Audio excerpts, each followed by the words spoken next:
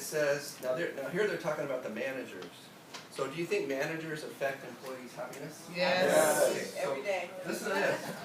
Listen to this. 58% of managers said they didn't receive any training on how to manage.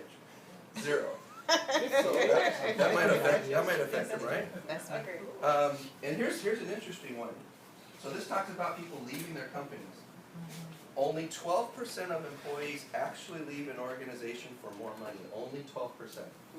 So what are the other 88%? Do you The think? people. The people. happiness. Right? So there's a couple other things they had in here. This is what Emily was talking about. Not feeling so Emily was talking about, appreciated.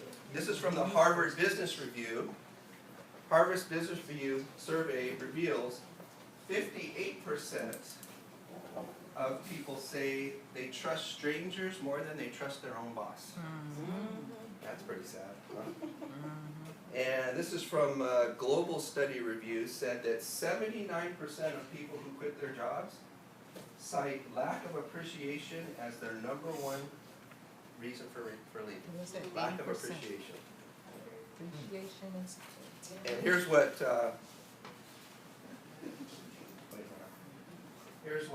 Emily was talking about. This one actually had a different stat, but it said 53% of Americans are currently unhappy at work. And this last one says recognition is the #1 thing employees say their managers could give them to inspire them to produce great work. Recognition. Do we do recognition here? Yes. Okay, so that was my homework from what Christopher did. But it fell really in line with my word for the year. Anybody have a word for the year? Okay, so my word for the year is happiness. And the reason is, I read a really good book. I actually reviewed it here, I think a couple weeks ago in general training. And it's called The Happiness Advantage. So I did finish it finally, and I highly recommend it. It's not a really long read, but it took me a while because I took a lot of notes. And actually, I have the video. If any guys haven't seen the video, I'll show it at the end. It's really funny. The guy that wrote it, he's like a comedian. It's pretty funny. And then I wanted to ask a question. So those of you that saw the picture that Louie and Tom took, I want you to ask yourself a question. And there's no right or wrong answer. Just think about it. You don't have to yell it out loud. How many of you would say you're happy right now? You're in your happy place. You don't even have to raise your hand. That means you are happy. You raise your hand. Yeah. So how do you know? I want you to look at the person next to you. Some of you raised your hands. How do you know, without them telling you, how do you know if someone's happy? Who can tell me? How do you know? Expression. Smile. Somebody said smile. Their posture. Posture. How's their Energy. attitude? Attitude. Right. Anything else? Their energy. Energy. Their energy, yeah. Can't you just, if you're sitting with next to somebody that's in a good mood, can't you kind of tell? Right? And the opposite is true too.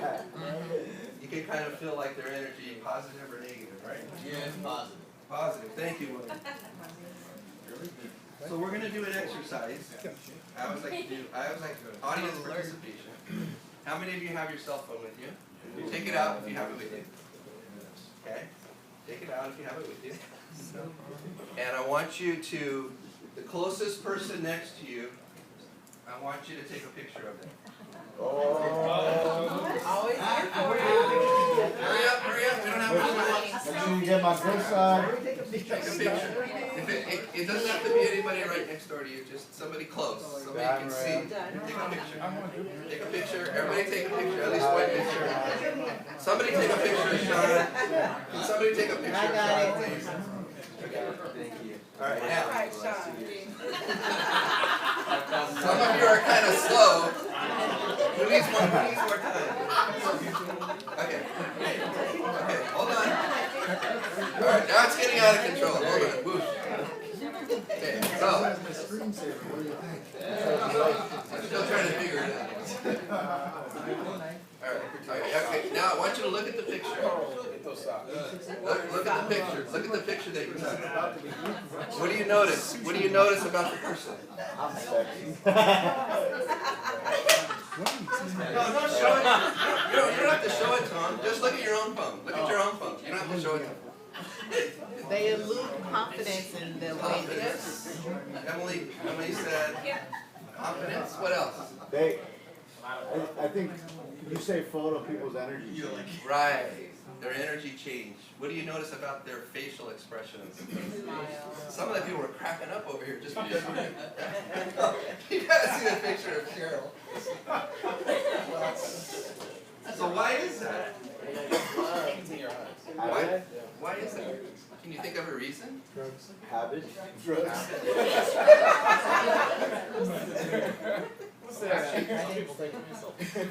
You know what? Actually, talking about people's facial expressions has lifted everybody's energy. I think it is a habit, but I think it's a conscious habit. Mhm. So why do people smile when they take a picture? Most people, not everybody. Some people don't. Conditioning, yeah. To look better? Look better. Don't you want? Who thinks they look better when they're smiling? Okay. So here's my point. Here's my point. If I asked you to make a unhappy face, you could probably do that too, right? So why do we naturally think of, if I'm taking a picture, I need to smile? Why do we think that? Best look, right? Okay. So here's my point. Do you think happiness is a choice then? Yes. Obviously it is, right? I didn't even tell you. I didn't tell anybody to smile. Did I tell anybody to smile? I just said take a picture. I just said take a picture, right? You guys did it on your own. So why is that important? Why is that important to know that happiness is a choice? Switch it on anytime. Yes, you can be happy whenever you want to. All you gotta do is take a picture. Now do one more picture. Take your phone out again. This is gonna be really fun. Take a picture of yourself. Yes, Warner. Warner has a question, everybody. Would it be a good idea right before you're gonna close to have them take a picture? No. No, not then. We're gonna do something different. Yeah, you can take a picture of your client. I want you to take your picture out again. Now, who knows how to take a selfie? No, I don't take those. You know how to take a selfie. I want you to get your camera out, take a picture of yourself. Woo! Boy, this guy. Oh, we're gonna take a selfie? I gotta take a picture of you guys taking a selfie. Take a picture of these guys. Somebody take a picture. Look at these people.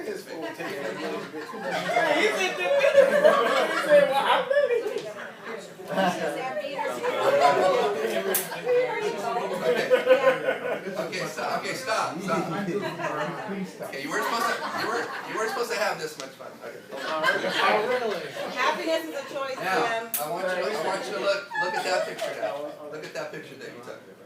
There we go. What do you notice about that picture? Boy, it's awesome. It's awesome. Why is it awesome? No, look at that.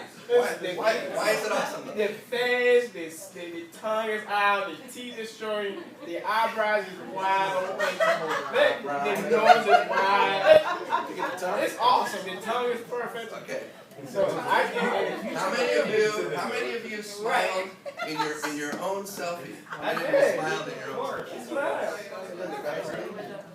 oh man, look at all the teeth strokes. So the thing is, my whole point was this. My whole point was this. What makes people happy? It's smile. Smile. That could be one, right? Circumstances.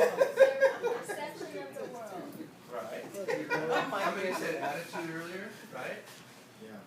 So the question is, how many of you believe? And this is something we say this at the BPM every week. There's a last slide and it says, "When I feel good, I do good." That was actually written by Abraham Lincoln in the 1860s. And the complete quote is, "When I feel good, I do good. When I feel bad, I do bad." So anybody believe that? Yes. You do better when you're in a good mood. I will say one more thing, and if you read the book, it'll tell you this. It's not just you that gets affected when you decide that you're going to be happy. It's not just you, it's an energy. It spreads. And actually what Warner's saying was really true. If you smile at somebody, what do they normally do? Smile back. And do they think about it, or is it almost always Natural. just a reaction? Right? So I think we could all smile more. But here's what causes people to smile. It's consciously thinking about it. You guys actually, even though it was kind of a habit for some of you, but you really tried to smile. I mean, I saw you guys. I took a picture of everybody, so it was pretty funny. Everybody was trying their best.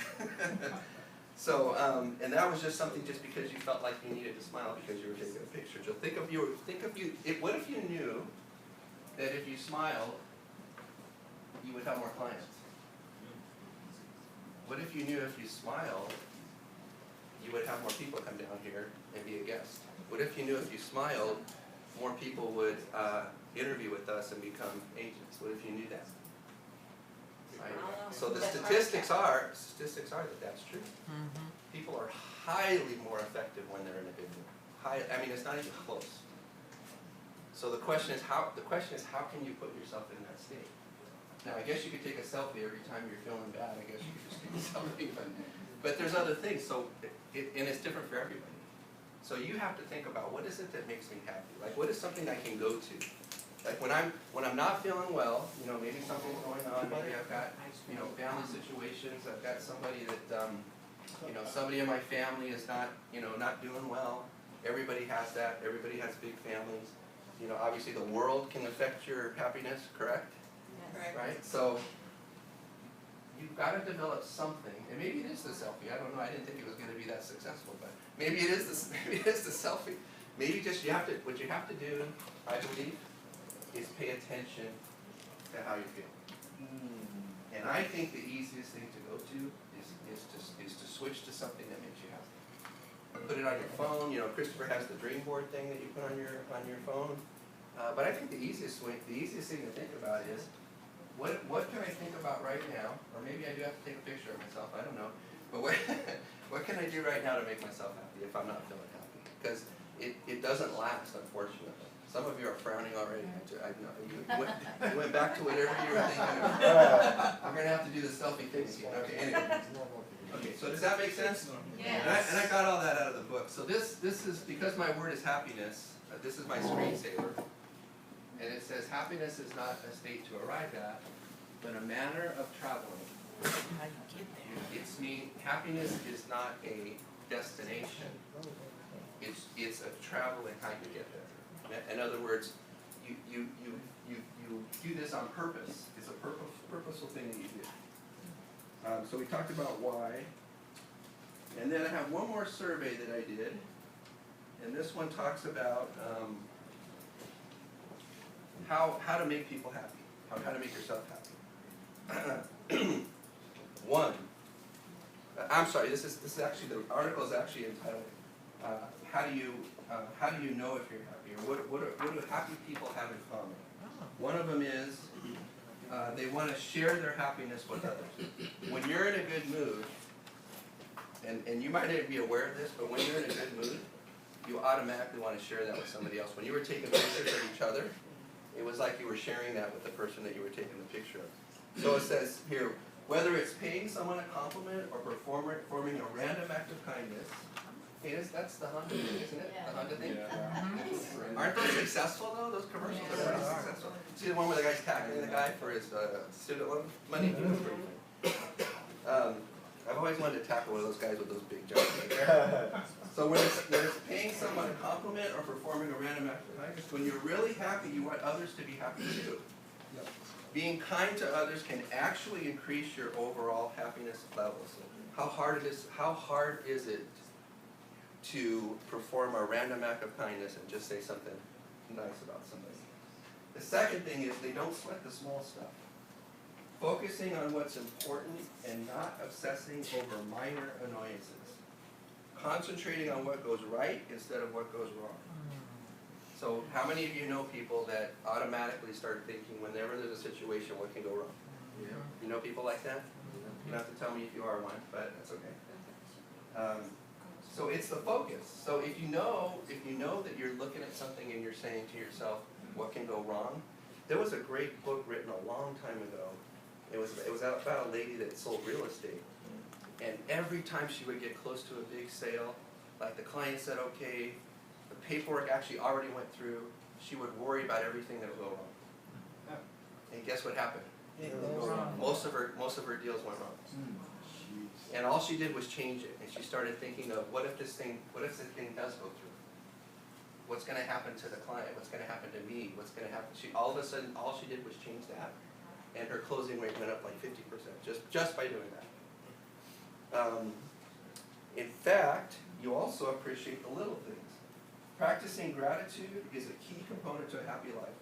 And if you're thankful for the little things that make you smile, then it's a good sign you're on the right path. So if you can find something that makes you smile. This one says, rejoicing with others creates an opportunity to multiply the good times you get to celebrate. By seizing every chance to sincerely congratulate others on their success, you are creating an atmosphere for others to be willing to participate in your success. So, why do we do recognition? Does anybody know why we do recognition? Yes, you know. Why? Help me. Why? Because you want to let other people know. This is quoting you because you help me understand this better. Okay. Because you help, it's a good thing because you're helping someone that they can also do it too. Right. And that's one of the big things I got out of it. What it does is it creates an environment of recognition. If you create that kind of environment, it's really hard to be upset. Because if you're not doing well and somebody else does and you're celebrating them, you automatically feel that way too. It's like taking a selfie again, or taking a picture. That's why we take pictures when they're up there too. I think just to add to why we recognize folks, I think it's I was gonna say counterculture, but counter like corporate America, right? Where everybody that gets recognized is usually the folks that are at the elite top and we don't even know who they are, and they're the ones in the fancy dinners and whatnot. Or if you're an employee getting recognized, usually it's because you're late, you didn't show up on time, you didn't make that sale, or whatever the case is, they get on your case. And so I think here we recognize it's a level playing field, and so like the guy that just started or the guy that's been here a minute or the lady can be recognized. So I feel like it's an incredible atmosphere to be a part of. Yes. Yeah. And I say this to people when they ask like, what's your company like? I say we're different than most companies on purpose. I'm gonna say Exactly Emily. what I was gonna say. Emily, go ahead. It's not the norm of what everyday working people experience at Yeah. their place of When you're employment. when you're at work, you get plenty of recognition. It's recognition when negative. you do something wrong. I'll tell you a real quick story. So my wife and I met at the Caterpillar dealership. We never worked together. She never worked for me. I wasn't like Christopher. I didn't hire her, and we weren't even in the same, we weren't even in the same department. We just happened to meet on a company trip. But after we got married, actually, we were already married, or were we engaged? I think we were just engaged. So I was a manager.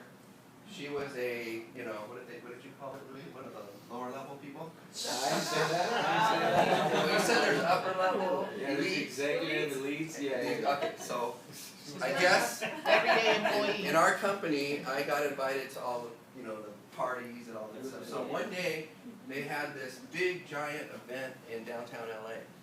And all the managers got to have a room. It was I want to say the Beverly Hotel or something. It was like a real famous hotel. I don't remember, maybe Fremont. I don't remember what it was. It was something really fancy. And I don't think I was married yet. I think we were still engaged. And I asked my boss, who was actually the vice president. I said, "Is it okay?" And he knew who my fiance was. I said, "Is it okay if she comes with me and spends the night?" And he said, "She's not a manager.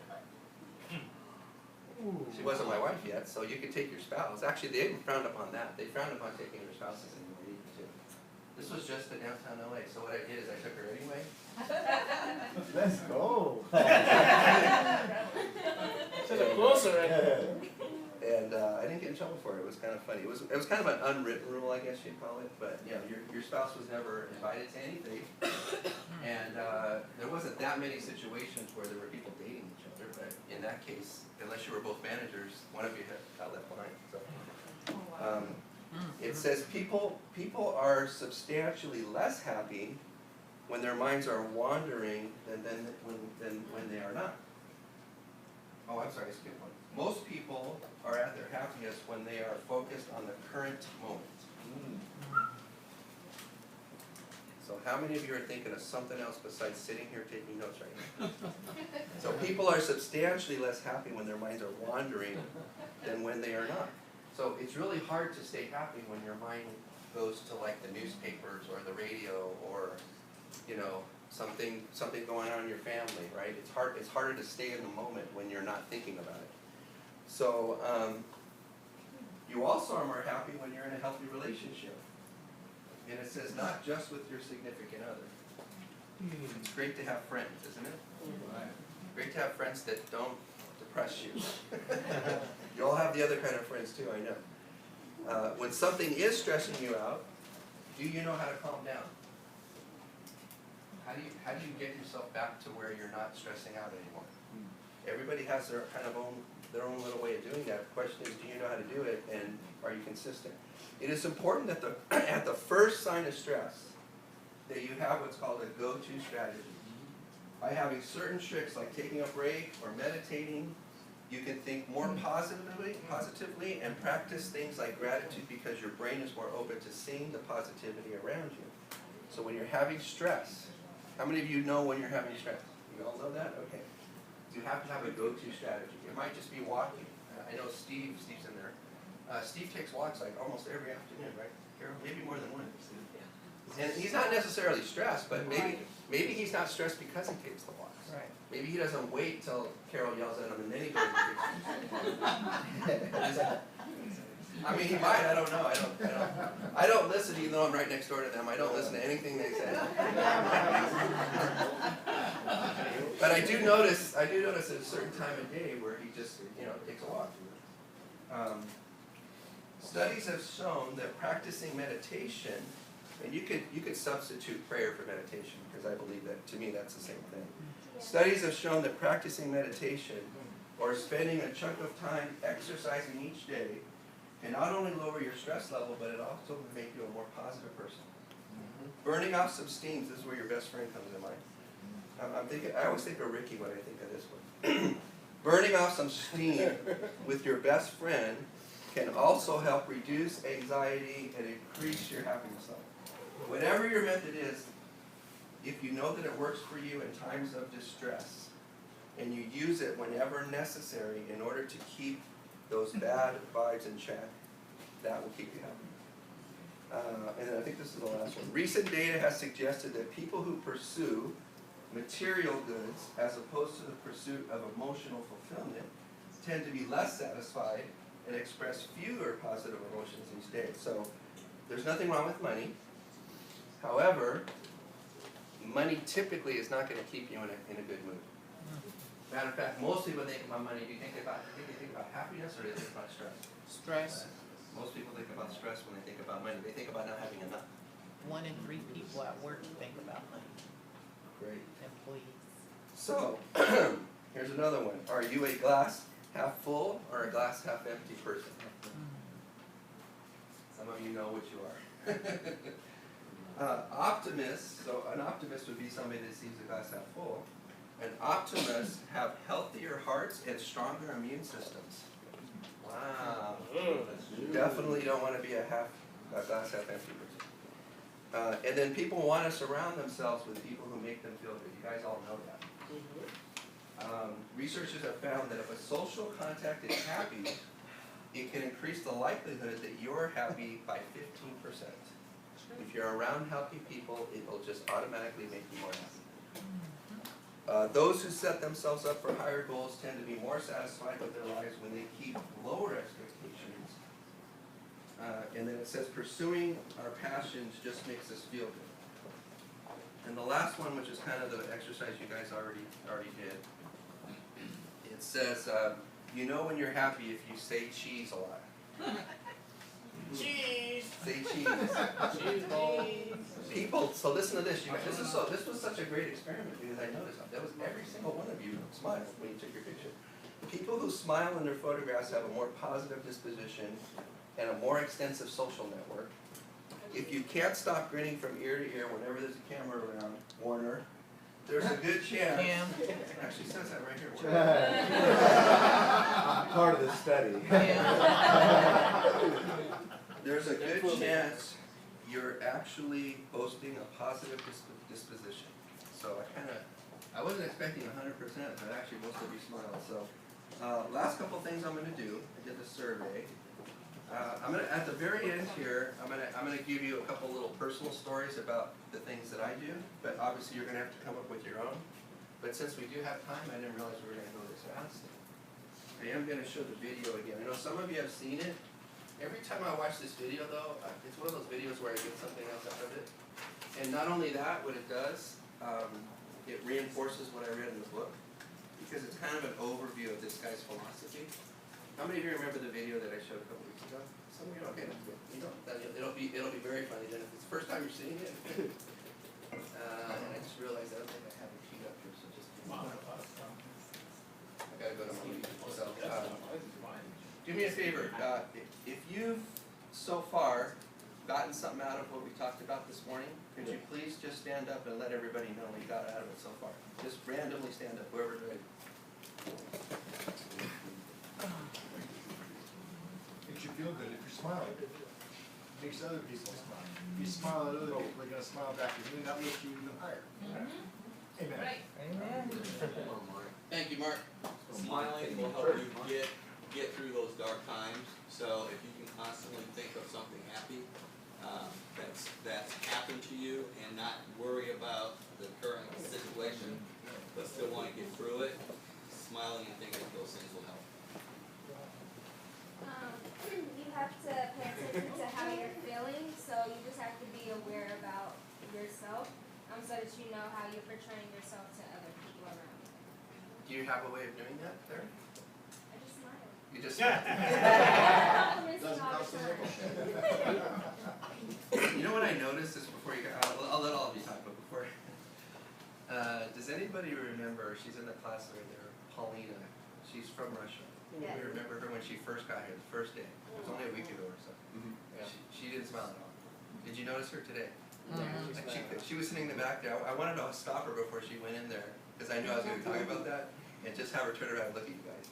Like she could not stop smiling. Isn't that crazy? And part of that is you guys. Well, actually, most of it is probably you guys, right? That's probably not her natural state, Robin. Have a go-to strategy when you get stressed, and focus on what you did right, not what you Okay. caused. Do you have a go-to strategy? That's it. Focus on what I did right in the situation. I stress after I have a situation sometimes, as opposed to before. So kind of in reevaluating, I can stress. Yeah. You know, this is kind of, I'm not sure if this is too high level, but no matter what kind of situation you're in, do you think it could always be worse? Yes. Absolutely. Yeah. So what if you focus on the fact that, you know, you're better off than most people? You really are. Happiness is a choice. Kim. Happiness is a choice, and when you do good, you feel good. When you feel good, you do good. Awesome, very good. Meditation ends up helping with your happy state. When I was younger, I kind of did meditation because I was like, oh, that seems interesting, and I hadn't really thought about it in many years. I'm like, I actually seemed like I was having a lot more laughter and kind of stuff, you know, like directly after meditating. Yeah. I was just a kid, so that might have been the reason why, because I was just like, oh, fun. No, it helps. It helps. Yeah. I meditate too. Yeah. What meditation really does, it quiets your mind, and you start to automatically think of things that make you happy, because you get rid of all the stuff that doesn't. It's just quieting yourself. That's really all it is. It doesn't really matter even how you do it. Sean. That's what I was gonna say. Is that focusing is you'll be more prone to be happy, and you're less happy if your mind's wandering. Yeah, focusing. So they used to have it. What did they used to call it? Like being in the moment. That was like a big thing going on. It's still big. It's big, but I mean, you focus on where you're at right now, and then you make a decision. Do I still want to be stressed? Do I still want to be unhappy? Or if I know I'm more productive and I'm going to help more people, if I'm happy, can I just change it? Okay. So I say smiling gives you more positive feedback as far as like closing gas or closing appointment, and also helping yourself. You smile, you get more feedback. So like, oh, I like your smile. It makes you feel better. Yeah. You know, if you want to, I think that's why Sammy's so good at prospecting people. If you really want to engage somebody, you just smile at them. They can't help it. They almost cannot help it. And if they don't smile back at you, you just keep walking, right?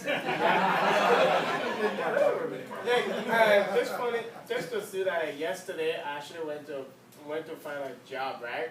And I walked into this place and then I was just talking to the front desk woman, and then she said, and you know what, the reason why I'm gonna let you come back for an interview is because you have a very happy smile. I said, well, thank you. Appreciate that. And she invited you back? Yeah. It was just one thing. So and I'll tell you it's a God this too. gift. I'll tell you this too. Appreciate that. You get noticed because most people don't do that. And most people don't give people a compliment. You know, they're so used to people just walking right by them. Yeah. They remember you. It's amazing. They just remember you. Oh, I remember that guy. That was the guy that smiled. There's a guy smile. Tony. Build on what James said and what you mentioned. If you smile while you're inviting guests, you'll get more guests down here, and you'll sign up more associates. We used to have guys in our office. I think Paul Ayrton was one of them. He had a mirror in his office, and he would look at himself. Every time he was making a phone call, he would look at himself. So remember what I said about the cell phone? So what do you think would happen when he looked at himself? Yeah. And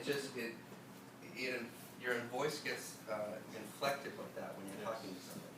It just, and you don't even notice it because you really cannot hear yourself unless you record yourself. So it's not the words. It's not, he used the same scripts every single time. It was the way he was saying it. Could I ask something? You have to stand up. All right, I'm standing. Okay, I think happiness is equated with your attitude. You live in a life of abundance or scarcity. If you wake up every morning knowing you live a life of abundance, you're still awake. The person you love is beside you. Your health is good, whatever it is. That sets your mood for the day, right? So people you meet who are living in a moment or a life of scarcity, you have the attitude already to give to them. And I think that for many people is a great thing. But here's a low level thing.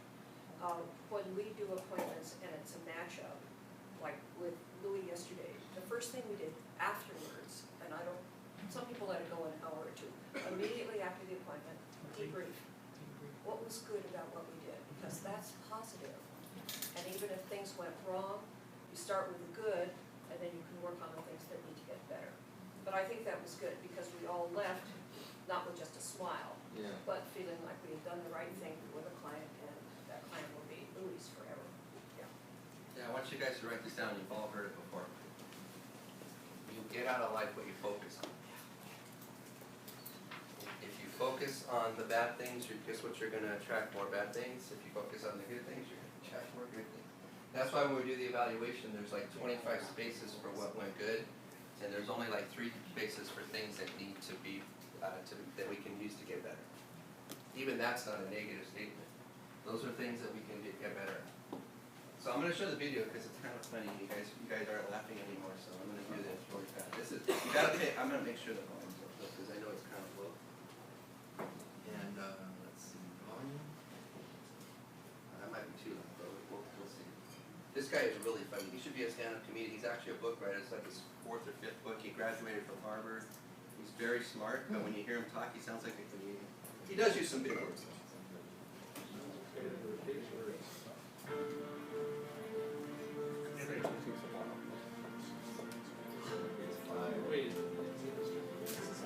You can skip it. I am, but I wanted to make sure the volume was up there. I want to hear about this. Oh, what did I do?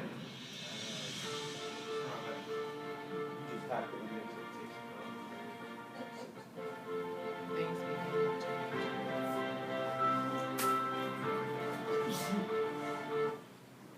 Oh man. You guys want to watch that? Yeah. You can go to YouTube and watch it. I guess I have to put Just set up. Just skip it. No, you didn't.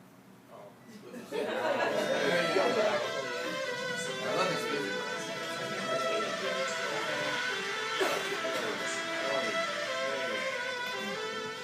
When I was 7 years old and my sister was just 5 years old, we were playing on top of a bunk bed.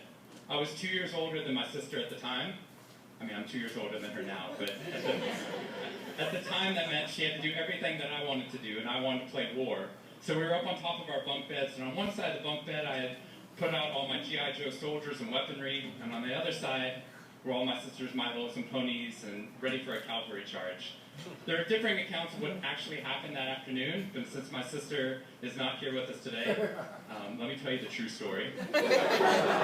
Which is my sister is a little bit on the clumsy side, and somehow, without any help or push from her older brother at all, suddenly Amy disappeared off the top of the bunk bed and landed with this crash on the floor. And I nervously peered over the side of the bed to see what had befallen my fallen sister, and saw that she had landed painfully on her hands and knees on all fours on the ground.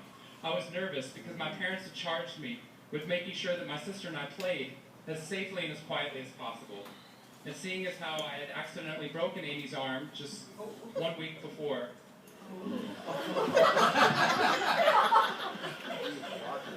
heroically pushing her out of the way of an oncoming imaginary sniper bullet, for which I have yet to be thanked. I was trying as hard as I could. She didn't even see it coming. I was trying as hard as I could to be on my best behavior, and I saw my sister's face this wail of pain and suffering and surprise, threatening to erupt from her mouth and threatening to wake my parents from the long winter's nap for which they had settled. So I did the only thing my little frantic 7-year-old brain could think to do to avert this tragedy. If you have children, you've seen this hundreds of times before. I said, Amy, wait, don't cry, don't cry. Did you see how you landed? No human lands on all fours like that. Amy, I think this means you're a unicorn. Now that was cheating because there's nothing in the world my sister would want more than not to be Amy the hurt 5-year-old little sister, but Amy the special unicorn. Of course, this was an option that was open to her brain at no point in the past. And you could see on my poor, manipulated sister's face conflict. As her little brain attempted to devote resources to feeling the pain and suffering surprise she just experienced, or contemplating her newfound identity as a unicorn. And the latter won out. Instead of crying, instead of ceasing our play, instead of waking my parents with all the negative consequences that would have ensued for me, instead a smile spread across her face, and she scrambled right back up onto the bunk bed with all the grace of a baby unicorn. With one broken leg. What we stumbled across at this tender age of just 5 and 7, we had no idea at the time, was something that was going to be at the vanguard of a scientific revolution occurring 2 decades later in the way that we look at the human brain. What we had stumbled across is something called positive psychology, which is the reason that I'm here today and the reason that I wake up every morning. When I first started talking about this research outside of academia, out with companies and schools, the very first thing they said to never do is to start your talk with a graph. The very first thing I wanted to do is start my talk with a graph. This graph looks boring, but this graph is the reason that I get excited and wake up every morning. And this graph doesn't even mean anything, it's fake data. What we found is,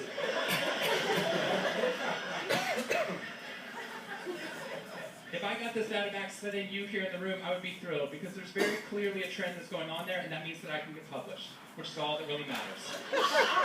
The fact that there's one weird red dot that's up above the curve, there's one weird in the room, you know who you are, I saw you earlier. That's no problem. That's no problem, as most of you know, because I can just delete that dot. I can delete that dot because that's clearly a measurement error, and we know that's a measurement error because it's messing up my data. So one of the very first things that we teach people in economics and statistics and business and psychology courses is how, in a statistically valid way, do we eliminate the weirdos? How do we eliminate the outliers?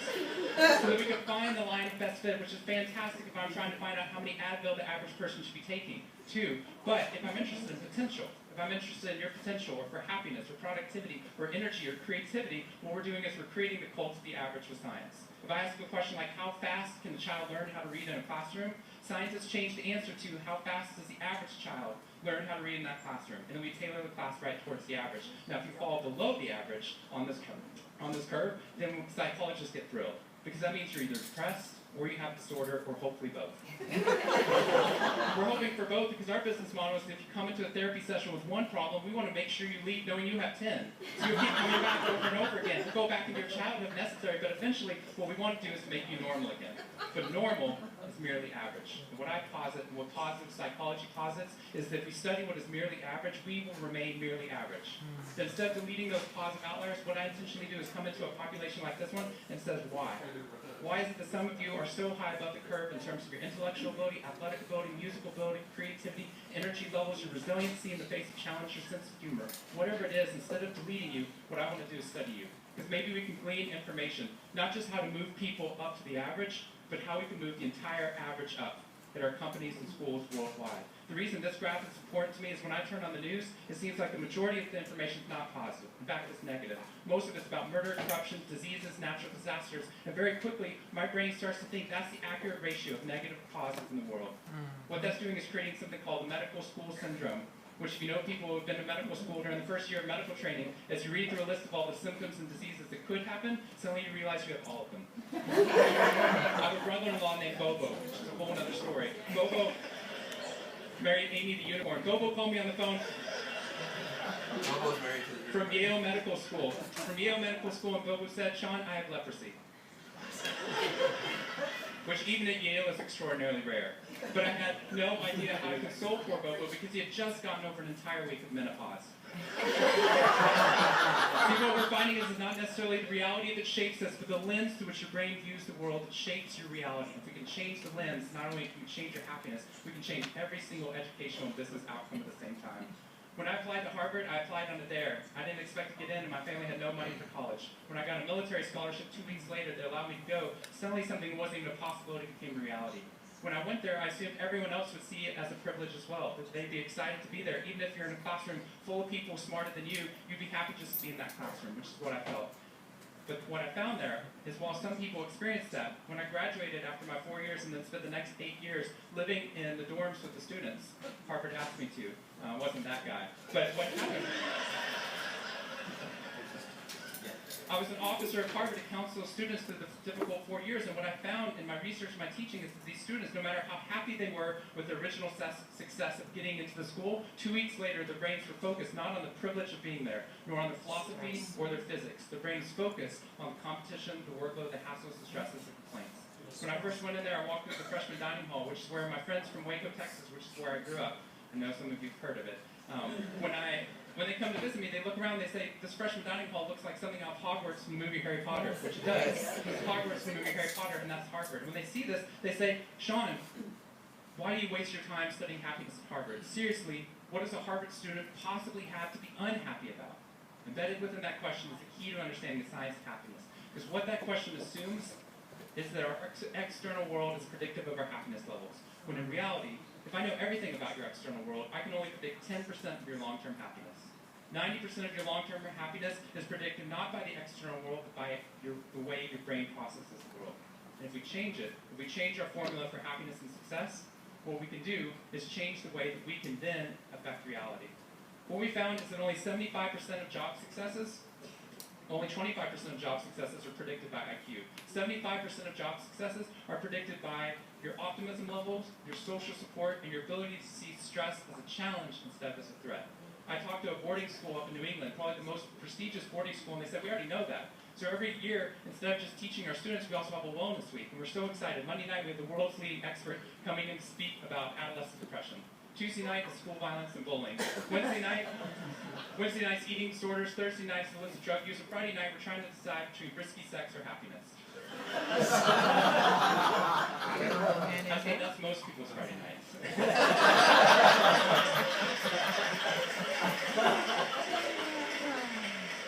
Which I'm glad you liked, but they did not like that at all. Silence on the phone. Into the silence, I said, I'd be happy to speak for your school, but just so you know, that's not a wellness week, that's a sickness week.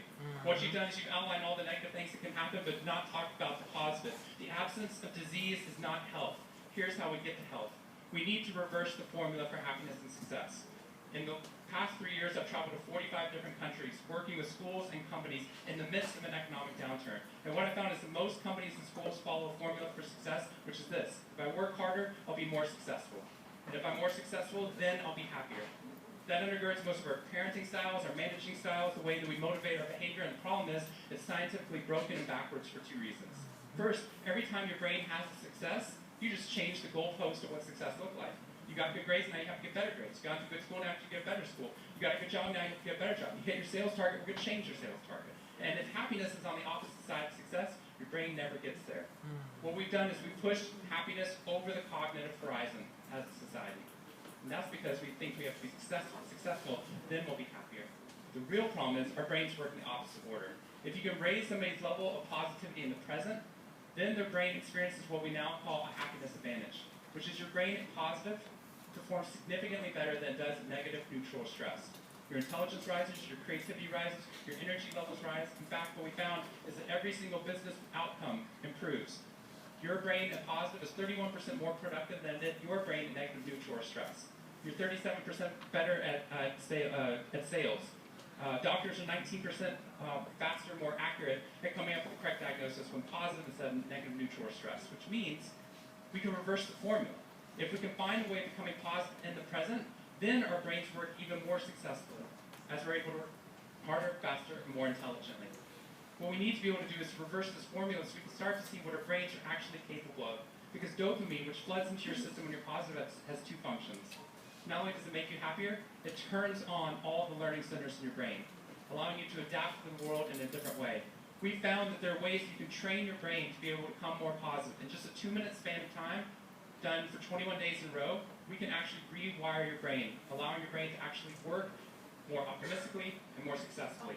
We've done these things in research now in every single company that I've worked with, getting them to write down 3 new things that they're grateful for 21 days in a row, 3 new things each day, and at the end of it, their brain starts to retain a pattern of scanning the world not for the negative, but for the positive first. Journaling about one positive experience you've had over the past 24 hours allows your brain to relive it. Exercise teaches your brain your behavior matters. We find that meditation allows your brain to get over the cultural ADHD that we've been creating by trying to do multiple tasks at once. It allows our brains to focus on the task at hand.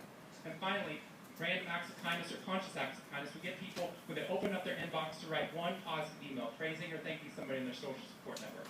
And by doing these activities, and by training your brain just like we train our bodies, what we found is we could reverse the formula for happiness and success, and in doing so, not only create ripples of positivity, but create a real revolution. Thank you very much.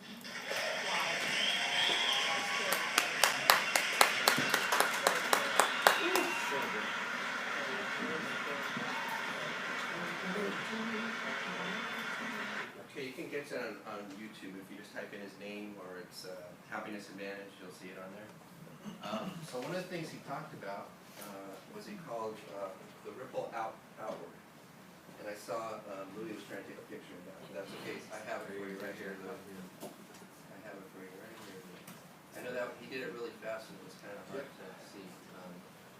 3 apps. Okay, so this is what he had up there. He did it really fast, so I would definitely write these things down. So a lot of people have asked me, actually Christopher is so funny. Christopher talks about people having, what does he call it when you're in a good state for a long period of time? A season. So he talked about seasons, and he told me in December that this year was going to be a great season for me. Actually, he said it's going to be 2 years. So one of the things that I did though, because I already knew my word was going to be happiness, is I just started focusing on all the good things I had. I didn't have a really good year last year. It wasn't a bad year, it was just kind of an okay year. And I wanted this year to be better. And after I finished reading this book and I saw this video, and that's when I picked my word for the year. And I just realized that, you know, he said it was like 37% more effective if you're in a good mood. And if I was 37% more effective in helping clients and getting people down to the BPM and getting people, you know, on my team, what would my team look like by the end of the year? Right? That's what I had to think about. So yeah, if you write these down, the 3 gratitudes. So what I do is in my journal, I write down at the end of the day, because it's harder. Sometimes it's harder to think about them as you're going along. But if you are one of those people that just automatically write stuff down, you can do it as you're going. But I kept thinking, well, what if I write down 3 things and then I have 3 more things that are even better than the 3 things that I wrote down? So I just wait till the end of the day, and then I have it on my phone. My phone rings at 9 o'clock at night. I usually go to bed around 10. So So my alarm goes off at 9 and it says 3 good things. And that reminds me to remember to write down the 3 good things. So how many days in a row do you have to do this? Did he say 21. before it becomes a habit? 21. How long does that take you to do? 3 weeks. No, how long does it take you to write down 3 good things? Less than Yeah, a 2 couple minutes. minutes maybe, right? Journaling, now this one I haven't did the 21 days yet, so it's not a habit. I have a journal right next to my bed, but sometimes when I'm already asleep before I get to my bed, so it's a little harder for me. So I'm still trying to figure this one out. Anybody really good at journaling? Just as every day. Kim, how do you do that? Tell us how you do that. If I'm mentally blocked, I have to journal. It just comes out on paper, so it frees my mind. How do you get yourself to do it every day? It's just a habit. I've been doing it since I was like 12. Since you were 12? Yeah. Wow. I can't go back to when I was 12, so I can start over again. So it's just a habit? Yeah. And how did you develop the habit? I just needed to get my emotions or thoughts and feelings or problems on paper so I can find solutions. Okay. So the journal is What time do you do it? Any time of any day. So you don't wait till the end of the day? Mm-mm. Okay, good. So that's a pointer. I was waiting till the end of the day when I was already asleep. Is there? So, I journal almost every day. I tend to forget when I'm not at my graveyard shift, because usually when I'm off, I'm so busy that I forget, so, I don't let it get to me because I show my gratitude in other ways, so, to me, journaling is just another way of See that, now you just said something that's gonna help me too, because I'm one of these people that I'm not gonna say I'm a perfectionist, but my wife says I am, so I beat myself up when I don't do things perfectly. And so I got out of it, as soon as I miss a day, I'm like, it's not that I don't wanna do it anymore, I just feel like, oh man, now I gotta start all over again. Warner, you have your hand. Yeah, so I tend to, when sharing ideas with other people, you tend to hear their ideas back, and oftentimes I don't agree with them. So I find the best person to talk to is myself through journaling, and my ideas progress and perfect on their own. Okay, but do you write them down or you just talk? Oh, for sure, every day, yeah. Okay, every day you do that? Yes. Is there a certain time of day? Preferably early in the morning. But you don't have the same time every day, right? I mean, No, I do it throughout the day, because there's always ideas. I think, the reason why I do that is because at the end of the night, I forgot what I thought, there's so many ideas going through my that head. happens to me too. Yeah. Okay, so that's another thing. Anybody else? Anybody that's really good at it? Okay. Exercising, that's kind of an easy one, but let me ask you, how many of you do some kind of exercise every single day? Every single day. Sean, you're first one to raise your hand. How are you able to do that? I have to choose something that I like, because otherwise, if I don't like it, I'm not gonna really wanna do it. Okay. So for me, it's the elliptical, because it's just like a very fluid motions. I didn't like it at first, but I learned to like it. Yeah. And you can like listen to music or listen to podcasts, or if you're good, you can read while you're doing it. And I just wanted to mention there's something called the High Performance Planner that helps people learn journaling. High Performance Planner. Yeah, this author Brandon Bouchard has it. I can show anybody later too. Okay. Anybody else? Sam? Yeah, my thing is there's. Wait a minute, you exercise every day? I do. How come you're so overweight? I don't know. it just happens. So like my first thing, it's just 5 minutes, because anything after 5 minutes, then I enjoy myself. So you try to keep it short. Just very short. It's nothing too crazy. That's good. It's easier when it's shorter. Yep. Just 5 minutes, man. Carol Adams. I exercise to stimulate the pain. Me too. And You try when it? I had my hip replaced 6 years ago, that was the first time they said, you must do these things. And so every day I do those things, and that keeps me more or less supple. Yeah, about 5 or 6 years ago, I fell off a ladder. I don't know why I was up trying to trim a palm tree, and I landed on my hand, and I tore my rotator cuff and my tendon. But it was such a slight tear that when they did the MRI, they said, okay, well you have a choice.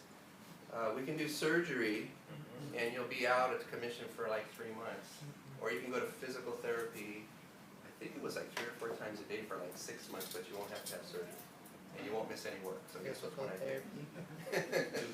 So, but what they did is they gave me exercises like Carol was talking that I still do today, every single morning. They're mostly like stretching type exercises, and it's a habit. And it's weird, if you saw me do it, you'd go, how in the heck does he remember every single one of these? And exactly in the same way, I don't even think about it. Just, I've been doing it so long, it's subconscious now. Okay, let's go to meditation, or I would even say prayers. How many of you do you think you're really good at doing this every single day? Mark? Louis, you didn't raise your hand. I'm sure you were the first one to raise your hand. Well, 'cause Mark raised his hand first. Mark, how do you do that? Just wake up every morning and say thank you. First thing in the morning, that's probably. You wake up, I mean, it's like, and if you've done that for a while, then if you wake up and you don't say thank you, all of a sudden it's like, sorry. Yeah, I combine the two. So every morning, and it's actually, it's not even music, it's a meditation tape. Nobody's talking, it's kind of like vibrations. But as I'm doing it, I'm praying at the same time. And it works for me. I think what it does also too is if you really like in the morning or even in the evening before you fall asleep and get that rest. One of the things that I've noticed, and maybe all of you guys can relate, is that when you wake up, sometimes you wake up thinking about the things you thought about the night before or the day before or whatever thing is going on in your life. And I think what meditation does is it allows you to kind of detoxify your mind in the morning so that way you can have a fresh start. And no matter how crazy your day was the day before or your day will be later today, it kind of I just thought about something. Almost every time before I go see a client, I just sit for a few minutes and just like close my eyes and think about nothing except what I'm. Basically, I clear my mind, and then everything comes to me. Kind of like what you said. Anybody else really good at that meditation? Okay. The last one you guys should all be good at: random acts of kindness. But I would say this: I think most of you in this room, I know for sure, I can tell, you're good at giving compliments to people. But I think sometimes you lose focus. Like if I asked you to describe Ricky back there in the back, standing up, handsome, anybody think of anything? athlete. And all of you know Ricky, right? Anybody think of a good quality that Ricky has? Anybody think? Raise your hand if you can. Nobody, come on. Every hand should be raised. So all of you could do it. All of you could give Ricky a compliment right now. Yes. Right? So the question is, why isn't Ricky getting compliments every single day? I like this training. So it's just like we talked about smiling, right? You have to be focused on it. If you're meeting people, just notice them. You'd be surprised how many people just walk by people and never notice anything about them. Everybody has something that you can compliment them on. And Sam, that's that's a it. great time on it. Thank you. Appreciate that. See, he just did that. Go ahead. And that is perfect for prospecting. Yeah, that's it. That's it. You guys ever just, you went through a line or something and just somebody, everybody notices the people that treat you bad. Yeah. It's like it automatically your mind goes there. But if your mind is, what did this person do right? Maybe everybody in the whole store. You ever go to like one of these places where there's like a line, and everybody's like in a bad mood because they're trying to help all these people, and every once in a while there'll be somebody that's just totally calm, gets everybody out of there, smiles at you. Don't they stick out? Yes. There, you said something. So I love giving compliments to people, but in this day and age, a lot of people like to walk around with their earphones in, so a lot of times I'm just giving compliments to the air. So don't walk around with your earphones. It's not just compliments. I know that's right, girl. You can ask them, those are, you can compliment them on their earphones, those are really nice. Do they work really well? Just yell out, do they work well? Can you hear me? Do you hear me now? Who else? Oh. I think the key in giving compliments is making sure it comes from a genuine, sincere place too, because people could read if it doesn't. Yeah. I don't worry that too much about people in our business. Oh, no. I mean, but I do, you can tell people that are giving them just, well, I guess the classic is the nightclub, right? Where you're trying to give compliments to people that aren't sincere. That's probably the classic example. All right. Not that I've ever been in a nightclub. All that was before I got married. Anything you heard was not true. No. I have a compliment for you. Okay. It's written on this paper airplane. Okay. Is it gonna make it to me? Let's do it. There's wind blowing over here, so I don't think. All right. Hold on to that. Hold on to that. Okay, we're actually done, I guess, right? We're done with the meeting? I didn't hear any follow-ups? Okay. So we got 10 more minutes. I'm just gonna show you a couple of things I do.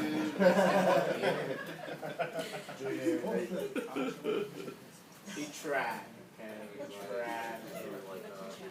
And he didn't recognize. Yeah, I showed you. Do I need to read this right now? Yes. Sure. Great training. It says you fly. Get it?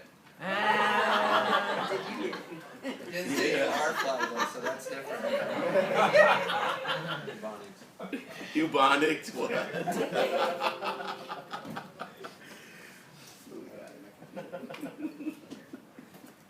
Okay, so this is hanging up in my office. If you go in there right now, it's hanging up right by my printer over I there. like that. So when I'm meditating, these are the kinds of things that I say. Unlimited. So the thank you is to make sure that you're in a state of gratitude, right? I always say thank you first. And then that's my word, happiness, so I put that in there, right? And I just thank God for being within me and bringing His happiness. And you can put any word you want in there, right? Because we all know where it comes from, right? Okay, so that was my last slide. I really appreciate all the participation. You guys did really well. Save those pictures. And when you're not feeling good, I want you to look at that picture. Okay? So we're going to let you out a little early here. I know there's some people that have appointments, and I just want to thank y'all for coming down